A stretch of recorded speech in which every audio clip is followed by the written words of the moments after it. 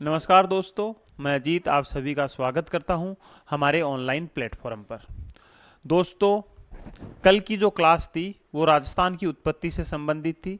उसमें अपन ने ये देखा था कि प्रारंभ में जो विश्व के सारे महाद्वीप हैं वो एक जगह विद्यमान थे, जिसको पेंजिया के नाम से जाना जाता था या सुपर कॉन्टिनेंट के नाम से जाना जाता था। उसके बाद में महाद्वीपीय विस्थापन सिद्धांत के परिणाम स्वरूप या संवहन धाराओं के परिणाम स्वरूप उस पेंजिया का धीरे धीरे विभाजन होता है और अलग अलग महाद्वीपों का निर्माण होता है। और उसी के साथ ही अपन ने यह भी समझा था कि राजस्थान की उत्पत्ति कैसे हुई थी। आज जो अपन बात करेंगे वो बात करेंगे राजस्थान की स्थिति और विस्तार को लेकर के। तो अपना पहला टॉपिक क्या था? राजस्थान की उत्पत्ति। आज अपन पढ़ेंगे राजस्थान की स्थिति व विस्तार।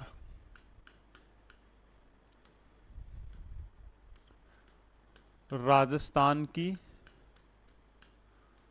स्थिति व विस्तार।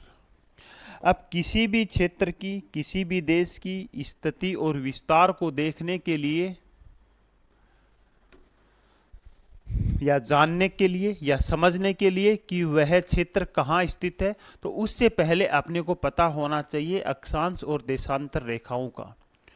क्योंकि अक्षांश और देशांतर रेखाएं वे काल्पनिक रेखाएं होती हैं जो किसी भी क्षेत्र की स्थिति निर्धारण में सहायक होती हैं। जैसे आपने बहुत बार ये भी सुना होगा या पढ़ा होगा कि भारत की स्थिति इतनी अक्षांश से लेकर के इतनी अक्षांश तक और इतनी देशांतर से लेकर इतनी देशांतर तक है। मतलब यहाँ स्थिति का निर्धारण किसके द्वारा किया जा रहा है? यहाँ स्थिति का निर्धारण किया जा रहा है अक्षांश और देशांतर रेखाओं के कारण। उन्हीं से ही अपने को ये पता चलेगा कि जो राजस्थान है या कोई भी जो क्षेत्र है वो कौन से गोलार्ध में स्थित है और कितने अक्षांश और कितनी देशांतरों के बीच में स्थित है। इन्हीं रेखाओं के माध्यम से ही अपन ये पता कर पाएंगे कि वह पर्टिकुलर क्षेत्र जिसको अपन पढ़ना चाह रहे हैं वहां किस प्रकार की जलवायु पाई जाती है। इन्हीं रेखाओं की सहायता से ही अपन ये जान सकते हैं कि वहां का टाइम जोन या वहां का टाइम क्या है। तो अक्षांश और देशांतर रेखाओं को अपने को पहले समझना होगा, तभी किसी भी क्षेत्र की स्थिति और विस्तार को आसानी से जाना जा सकता है। तो राजस्थान की स्थिति और विस्तार पर जाने से पहले अपन बात करेंगे अक्षांश और देशांतरों की। बात करेंगे अपन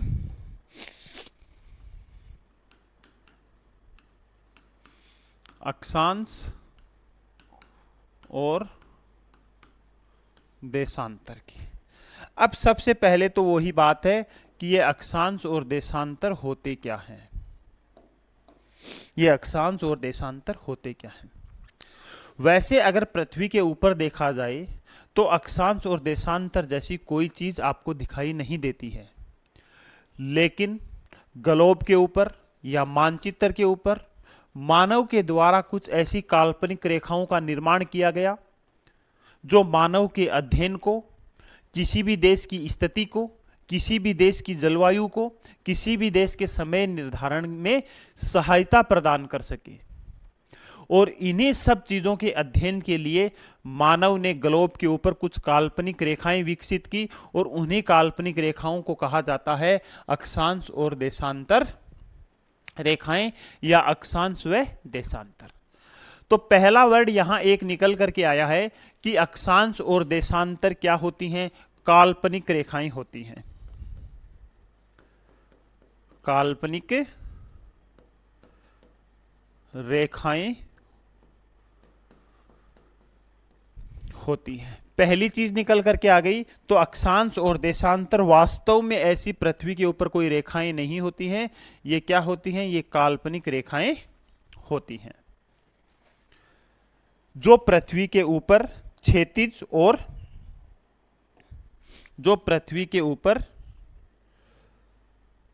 और ऊर्ध्वाधर दोनों तरीके से खींची जाती हैं।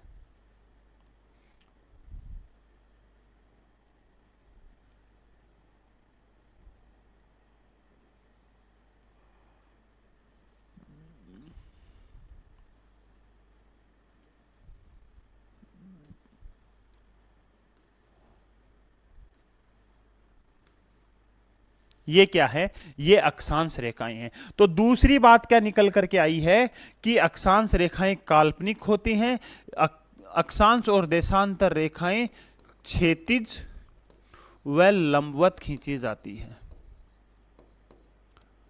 लंबवत खींची जाती है। अब यहां आपको यह समझना होगा, जो क्षैतिज रेखाएं होंगी वो तो होंगी अक्षांश रेखाएं, और जो लंबवत रेखाएं होंगी वो क्या होंगी, वो होंगी देशांतर रेखाएं। जो लंबवत होंगी वो क्या होंगी, वो होंगी देशांतर रेखाएं।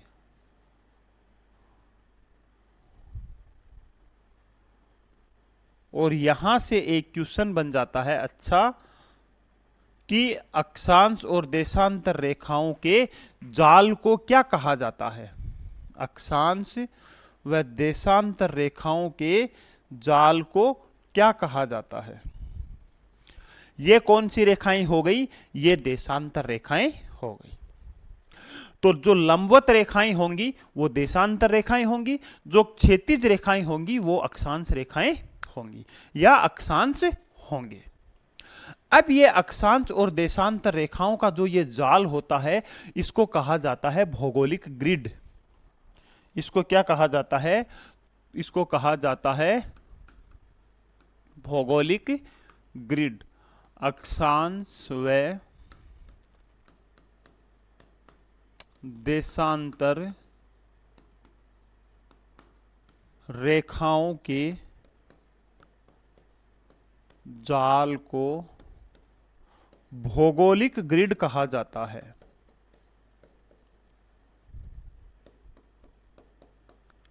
भौगोलिक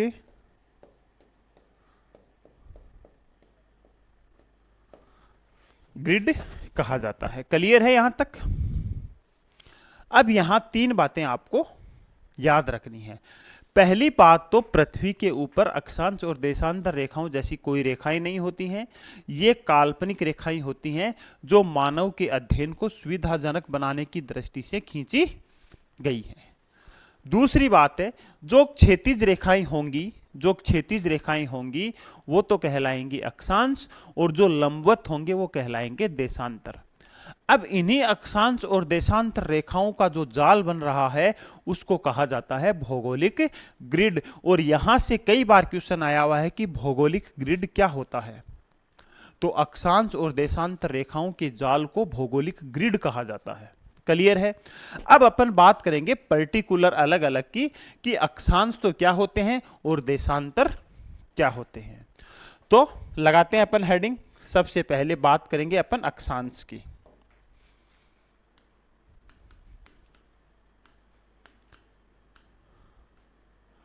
सबसे पहले अपन बात करेंगे अक्षांश की।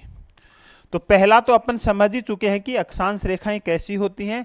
अक्षांश रेखाएं क्षैतिज होती हैं। अक्षांश रेखाएं कैसी होती हैं, क्षैतिज होती हैं। लेकिन इनका निर्धारण कहां से किया जाता है, इनका निर्धारण किया जाता है पृथ्वी के केंद्र से। इनका निर्धारण किया जाता है पृथ्वी के केंद्र से। तो इनकी डेफिनेशन क्या लिखेंगे कि पृथ्वी के केंद्र से प्रत्येक 1 डिग्री के कोण पे खींची गई क्षैतिज रेखाओं को अक्षांश रेखा कहा जाता है।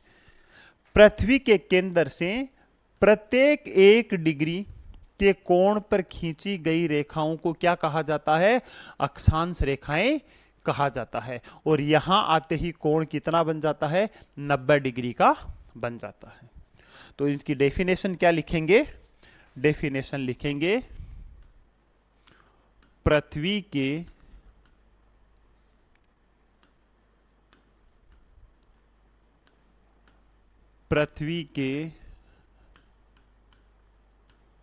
केंद्र से खींची गई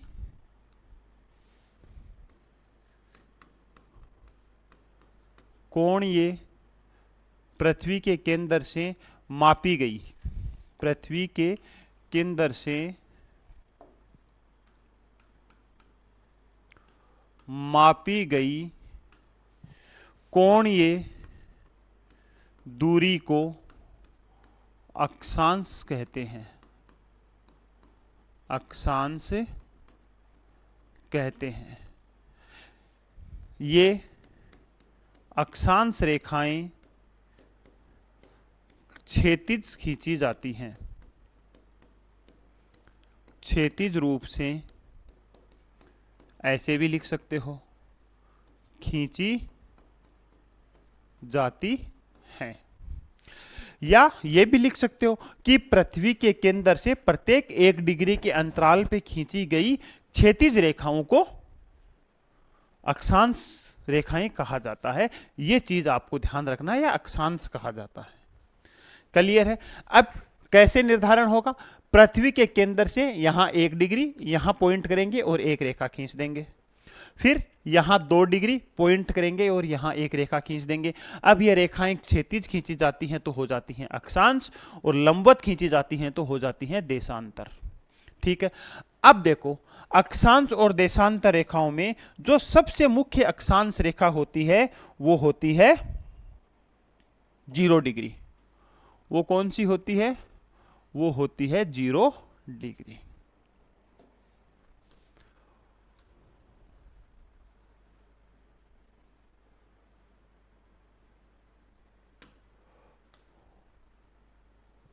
अरे भाई साहब,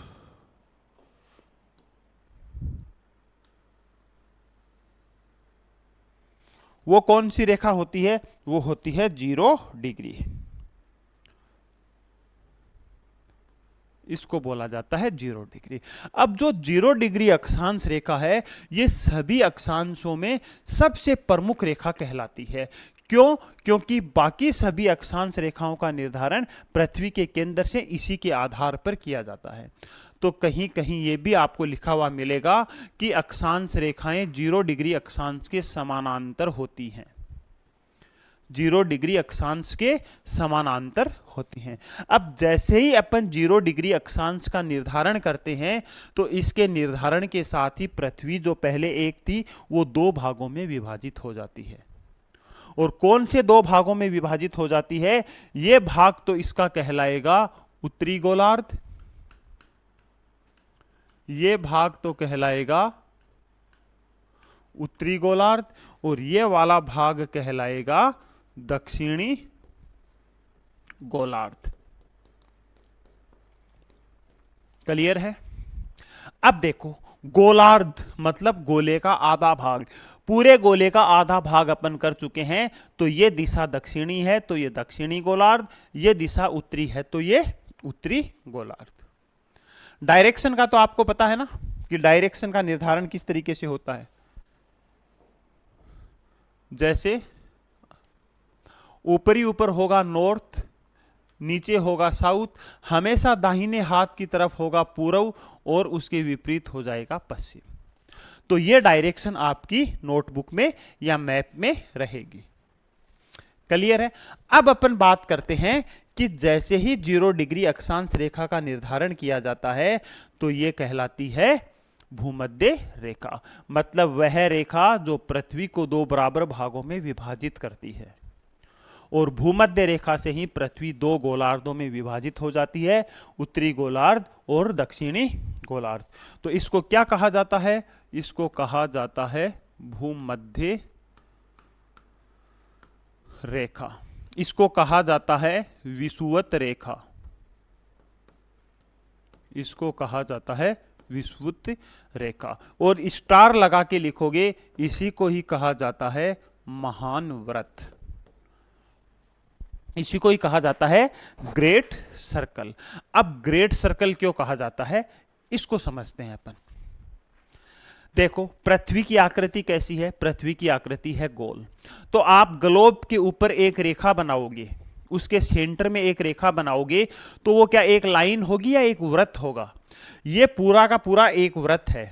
ये जितना आपको आगे दिखाई दे रहा है उतना ही घूम के ये पीछे भी जा रहा है। तो अक्षांश रेखाएं एक रेखा नहीं होती है, बल्कि एक कंप्लीट वृत्त होता है। इस वजह से इसको कहा जाता है वृत्त। अब इसको ग्रेट सर्कल क्यों कहा जाता है? क्योंकि ये पृथ्वी की सबसे बड़ी अक्षांश रेखा होती है। ये पृथ्वी की सबसे बड़ी अक्षांश रेखा होती है। और ये अक्षांश रेखा, अब इसके ऊपर जितनी भी अक्षांश रेखाएं बनेंगी, इसके ऊपर जितनी भी अक्षांश रेखाएं बनेंगी वो क्या होती चली जाएंगी, छोटी होती चली जाएंगी। और कितनी अक्षांश रेखाएं बनेंगी, गोले का आधा भाग है तो गोले का आधा भाग है तो यहां अक्षांश रेखाएं कितनी बनेंगी, यहां 90 अक्षांश बनेंगे, यहां 90 अक्षांश बनेंगे। अब देखो, आप एक तो देख रहे हो 0 डिग्री को, फिर 1 डिग्री 2 डिग्री 3 डिग्री, इस हिसाब से पहुंचते पहुंचते यहां रेखा बिल्कुल छोटी होकर के एक पॉइंट के रूप में हो जाती है। मतलब आप किसी भी गेंद के चारों ओर सर्कल करोगे तो बीच वाला सर्कल तो सबसे बड़ा होगा, वो तो हो जाएगा इक्वेटर लाइन, वो तो हो जाएगा ग्रेट सर्कल। क्यों? क्योंकि वो सबसे बड़ा सर्कल है। उसके बाद में उससे छोटा, उससे छोटा, उससे छोटा, उससे, जैसे ही ऊपर जाओगे तो पूरा सर्कल नहीं बन के सिर्फ आपको पिन से एक पॉइंट करना पड़ेगा। और वो पॉइंट ही क्या कहलाता है, वो पॉइंट ही कहलाता है 90 डिग्री उत्तरी ध्रुव या 90 डिग्री उत्तरी अक्षांश, 90 डिग्री उत्तरी अक्षांश। ठीक उसी तरीके से नीचे भी ऐसे ही जाएगा, एक से लेकर के नीचे भी 90 तक रेखाएं जाएंगी। और यहां भी सर्कल छोटा होता चला जाएगा और यहां एक पॉइंट के रूप में रहेगा जिसको बोलेंगे 90 डिग्री दक्षिणी अक्षांश, 90 डिग्री दक्षिणी अक्षांश। क्लियर है? यहां तक कोई डाउट नहीं रहना चाहिए। अब क्या है, ये ऊपर जितनी भी रेखाएं हैं, जो गुलाबी रेखाएं हैं, इनके सबके आगे लगेगा नॉर्थ, जबकि ये जो रेखाएं हैं इनके आगे लगेगा एस। ऐसा क्यों भाई?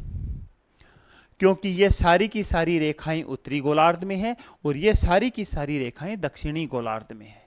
ये सारी की सारी रेखाएं दक्षिणी गोलार्ध में। तो जो अक्षांश रेखाएं दक्षिणी गोलार्ध की होगी उनके तो लगेगा साउथ एस, और जो अक्षांश उत्तरी गोलार्ध के होंगे उनके लगेगा नॉर्थ। यहां तक क्लियर है? अब देखो, उत्तरी गोलार्ध की बात की जाए तो कितनी अक्षांश रेखाएं हैं? उत्तरी गोलार्ध की बात करें तो यहां अक्षांश रेखाएं हैं 90। अब 90 कैसे हुई भाई?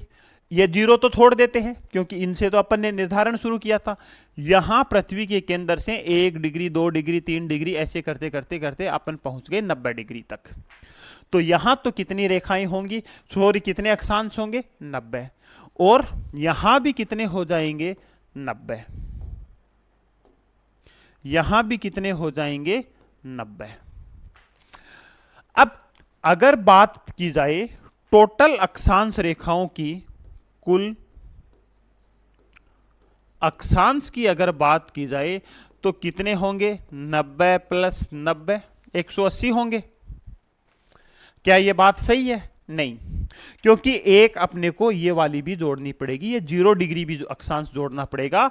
तो 90 प्लस 90 प्लस 1 181।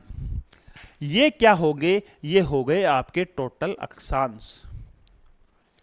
ये आपके क्या हो गए? ये आपके हो गए टोटल अक्षांश। क्लियर है? अगर आपको पूछा जाए कि पृथ्वी के ऊपर टोटल कितने अक्षांश हैं, आंसर आना चाहिए 181। ठीक है। उसके बाद में अगर आपको यह पूछ लिया जाए टोटल अक्षांश रेखाएं कितनी हैं या टोटल अक्षांश वृत्त कितने हैं, तो अक्षांश रेखाएं पूछी जाए तो यहां 2 कम हो जाएगी। कुल अक्षांश रेखाएं होंगी 181 माइनस 2 179। समझ में आई? ये 2 कौन से कम हो रहे हैं? लगाओ दिमाग, 2 कौन से कम हो रहे हैं? 2 कम हो रहे हैं ये वाले, 2 कम हो रहे हैं ये वाले। क्यों? क्योंकि यहां से अक्षांश रेखाएं धीरे धीरे छोटी होती जैसे ही 90 डिग्री का अक्षांश होता है वो रेखा नहीं बन करके एक पॉइंट के रूप में रह जाता है। वहां इतनी जगह ही नहीं बचती है कि एक वृत्त खींचा जा सके, वो सिर्फ एक पॉइंट के रूप में रहेगा। सेम उसी तरीके से नीचे भी पहुंचते पहुंचते यहां 90 डिग्री के ऊपर एक पॉइंट के रूप में रहेगा। तो अगर अक्षांश रेखाएं पूछी जाए तो ये 2 पॉइंट कम हो जाएंगे, तो अक्षांश रेखाएं होंगी 179 और कुल अक्षांश होंगे 181। 90, 90 और एक ये। क्लियर है बात? बात क्लियर है यहां तक? अब देखो, अब और अगर अक्षांश रेखाओं की बात करें तो कुछ मुख्य अक्षांश रेखाएं होती हैं, उनको अपने को जानना जरूरी है। और मुख्य अक्षांश रेखाएं ही अपने अध्ययन की दृष्टि से ज्यादा महत्वपूर्ण होती हैं। तो नेक्स्ट अपन देखेंगे मुख्य अक्षांश रेखाएं कौन कौन सी होती हैं। पहले तो वही पृथ्वी का अपन डायग्राम बना लेते हैं।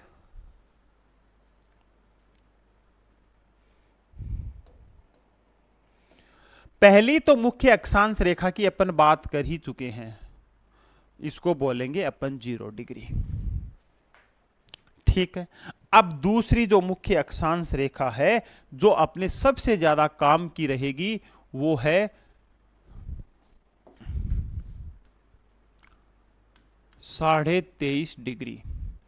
अब इसके नॉर्थ लगेगा या साउथ लगेगा? इसके नॉर्थ लगेगा क्योंकि ये उत्तरी गोलार्ध में है, नॉर्थ।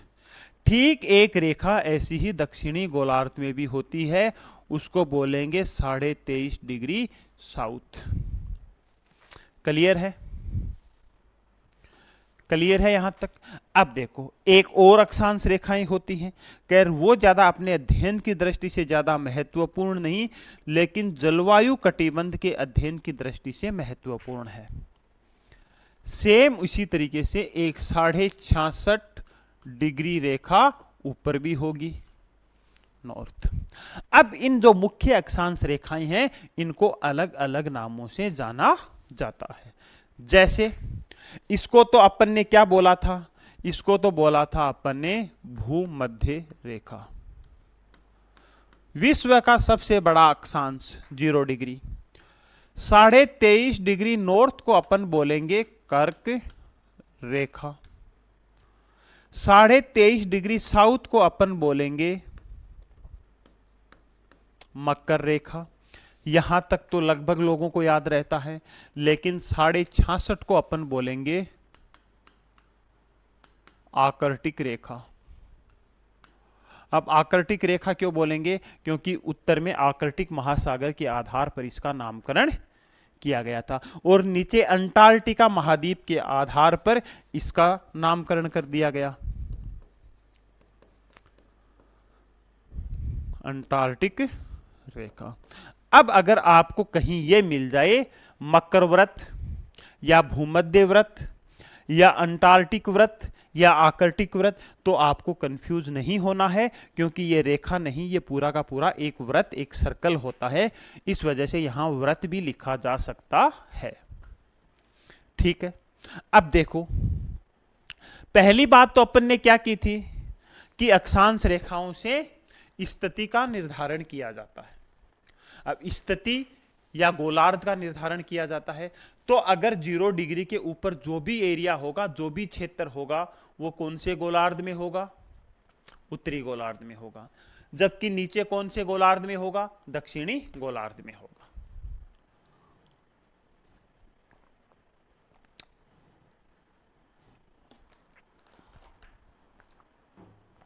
दक्षिणी गोलार्ध में होगा। इसके साथ ही अपन बात कर लेते हैं थोड़ा बहुत जलवायु कटिबंधों को लेकर के। ये हैं सूर्य, जो ब्रह्मांड के निर्माता हैं। ब्रह्मांड इनके इर्द गिर्द घूमता है। पूरे पृथ्वी को या पूरे सौर मंडल को एनर्जी सूर्य से मिलती है। तो एनर्जी का पूरा सबसे बड़ा स्रोत है। पृथ्वी के लिए भी सबसे बड़ा स्रोत कौन है?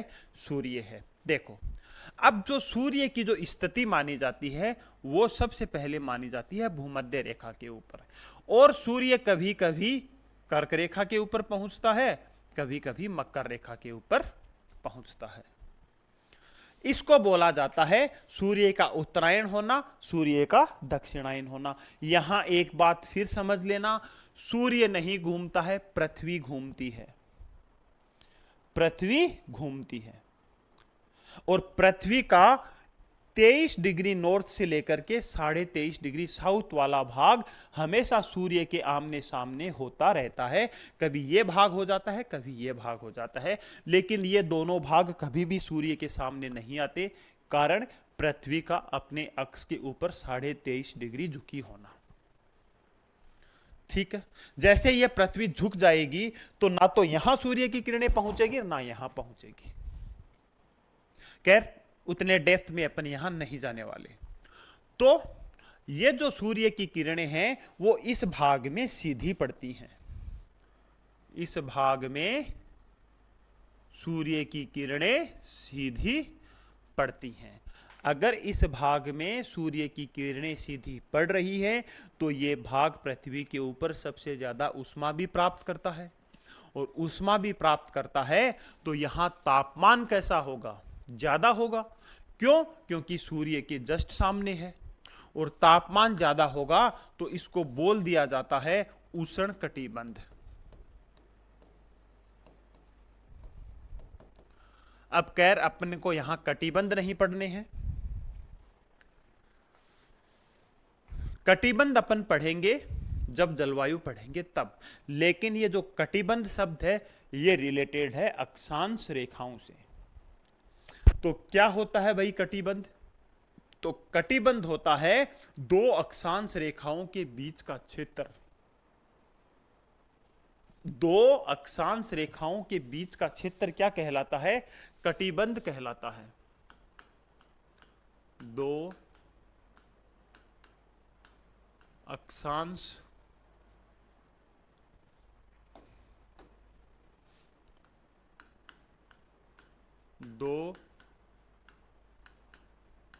अक्षांश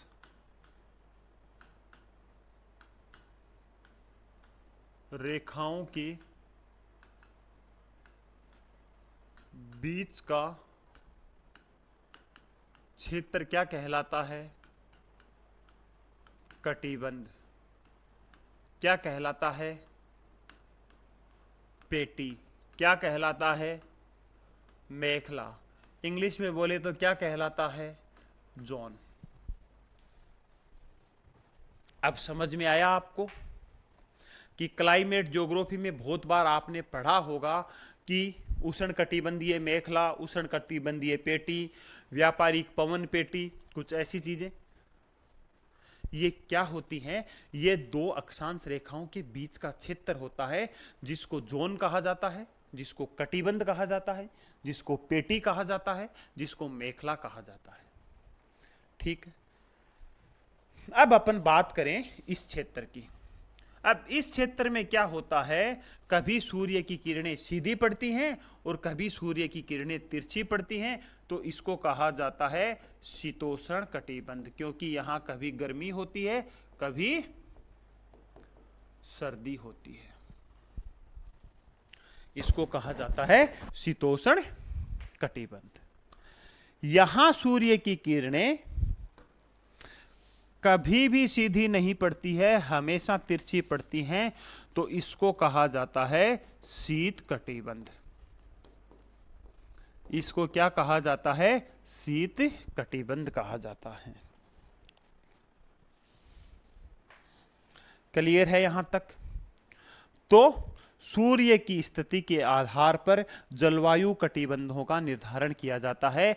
किसके आधार पर? अक्षांश रेखाओं के आधार पर। तो अक्षांश रेखाओं का दूसरा सबसे महत्वपूर्ण काम जलवायु कटिबंधों का निर्धारण करना। पहला कौन सा काम है? पहला काम है स्थिति का निर्धारण करना, दूसरा जलवायु कटिबंधों का निर्धारण करना। अब अपने को यहां एक चीज ये भी समझ लेनी है कि जो भारत की स्थिति है वो कहां पर है। भारत की स्थिति है इस भाग में।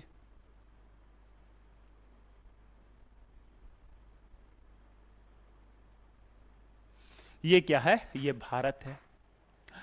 अब आप इस चीज को देख करके बता सकते हो कि अक्षांशीय आधार पर भारत में कौन सी जलवायु पाई जाती है।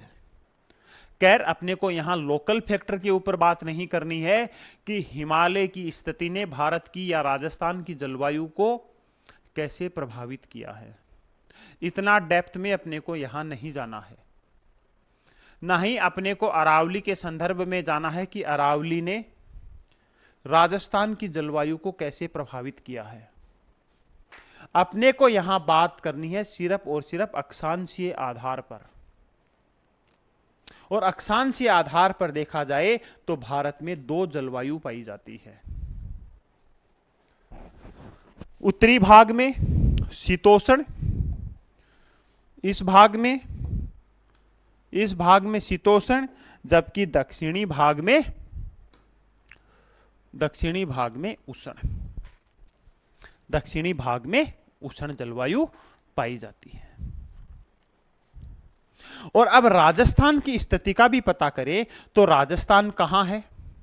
तो विश्व के संदर्भ में देखा जाए तो अभी तक जितना पड़ा है उसके आधार पर राजस्थान उत्तरी गोलार्ध में है, क्योंकि राजस्थान का अक्षांशीय विस्तार कितना है, 23.3 से 30.12 तक है। 23.3 से 30.12 तक है, देखेंगे उसको अपन।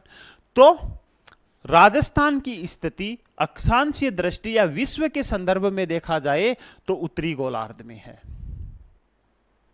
और थोड़ी सी ऊपर यहां से निकलती है और यहां से ही राजस्थान शुरू हो जाता है। तो साथ ही अपन ये भी देख लेंगे कि राजस्थान की जलवायु कौन सी है। क्लियर है यहां तक। अब कुछ चीजें और देख लो कि दो अक्षांशों के बीच की जो दूरी होती है वो 111 किलोमीटर होती है। दो अक्षांशों के बीच की दूरी 11 किलोमीटर होती है। ये कुछ प्रमुख अक्षांश रेखाएं हैं। ये सारा का सारा मसला है अक्षांश रेखाओं को लेकर के। क्लियर है। यहां से क्या क्या क्वेश्चन बन सकता है, कुल अक्षांश रेखाएं कहते किसे हैं, ये वनडे एग्जाम में आपको नहीं पूछा जाएगा।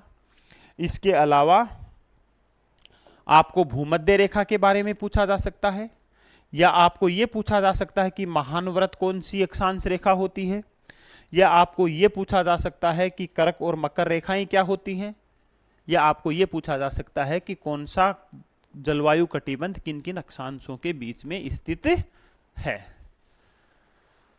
क्लियर है यहां तक। अब एक बार अपन देख लेते हैं राजस्थान की अक्षांशीय स्थिति। अब एक बार अपन देख लेते हैं राजस्थान की अक्षांशीय स्थिति।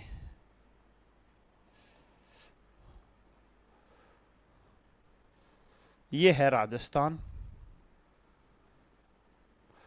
ठीक है, और यहां से जा रही है 0 डिग्री, और 0 डिग्री कौन सी होगी, भूमध्य रेखा, और यहां से जा रही है 23.5 डिग्री कर्क रेखा। अब पहले तो आप यही कमेंट कर दो कि राजस्थान में कौन कौन सी जलवायु पाई जाती है अक्षांशीय आधार पर, ना कि देशांतरीय आधार, सॉरी ना कि लोकल कंडीशन के आधार पर। सिर्फ आपको यहां अक्षांशीय स्थिति के आधार पर जलवायु को बताना है। तो ये वाला जो भाग है बांसवाड़ा का जो दक्षिणी भाग है, यहां जलवायु कौन सी पाई जाएगी, यहां जलवायु पाई जाएगी उष्ण कटिबंध। बाकी भाग में शीतोष्ण कटिबंध। और ये विस्तार कहां तक है? ये विस्तार है 30 डिग्री 12 मिनट नॉर्थ। ये और शुरू कहां से हो जाता है? शुरू ये हो जाता है 23 डिग्री 03 मिनट से। ये भी क्या होगी? नॉर्थ। और ये क्या होगा? नॉर्थ। अब अगर नॉर्थ है तो राजस्थान कौन से गोलार्ध का हिस्सा है? तो राजस्थान यहां है उत्तरी गोलार्ध का।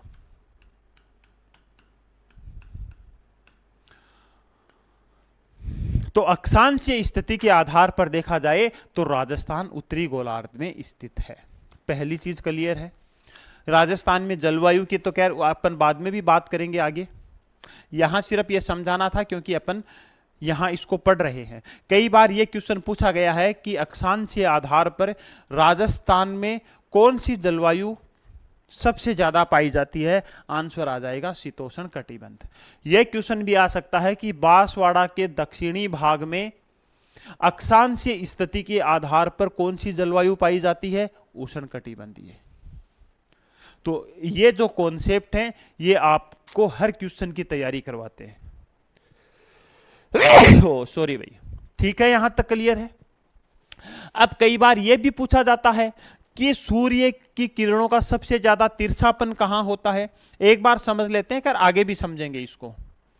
मान लेते हैं कभी कभार सूर्य की जो स्थिति होती है वो कर्क रेखा के ऊपर होती है। इसे बोलते हैं सूर्य का उत्तरायण होना। और ये जो रेखा जाएगी वो तिरछी जाएगी। तो सीधा सीधा आपको पता चल रहा है कि सूर्य की किरणें सीधी तो कहां पड़ रही है? बांसवाड़ा पे। और तिरछी कहां पड़ रही है? गंगानगर में। क्यों? क्योंकि गंगानगर राजस्थान का सबसे उत्तरी जिला है। तो कई बार यह क्वेश्चन भी आया है कि सूर्य की किरणें राजस्थान में सबसे ज्यादा तिरछी कौन से जिले में पड़ती हैं? आंसर आ सकता है गंगानगर। या यह भी पूछा जा सकता है कि सूर्य की किरणें राजस्थान के कौन से डिस्ट्रिक्ट पर सीधी पड़ती हैं? तो वो होगा बांसवाड़ा। अब जैसे जैसे बांसवाड़ा से अपन ऊपर की ओर जाते जाएंगे इन किरणों का तिरछापन बढ़ता चला जाएगा। तो बीच में से भी ऑप्शन देके पूछा जा सकता है। तो आपको क्या काम करना है? आपको राजस्थान का मैप याद रखना है। यहां से भी पूछा जा सकता है कि यहां कोई जिला दे दे और यहां जिला दे दे। पूछ लिया जाए कि सबसे ज्यादा सीधी दोनों जिलों में से कहां पड़ती है? तो सबसे ज्यादा इस पे पड़ेगी। क्यों? क्योंकि ये कर्क रेखा के नजदीक है। और जैसे जैसे अपन ऊपर चलते जाएंगे वैसे वैसे सूर्य की किरणों का तिरछापन बढ़ता चला जाएगा। तो अक्षांशीय स्थिति के आधार पर ये दो क्वेश्चन और अच्छे बन जाते हैं। आगे भी कैरियर आएंगे। किरणों का तिरछापन वगैरह जलवायु में अपन बहुत डिटेल से पढ़ेंगे, भौतिक प्रदेशों में भी इसको देखेंगे। तो यहां तक अपने को थोड़ा सा अक्षांशीय दृष्टिकोण से देखना था। तो अक्षांशीय दृष्टिकोण से राजस्थान कौन से भाग में है या कौन से गोलार्ध में है? तो उत्तरी गोलार्ध में है। क्लियर है? अब अपन बात करते हैं, अक्षांश रेखाओं की बात हो गई। अब अपन बात करते हैं देशांतर रेखाओं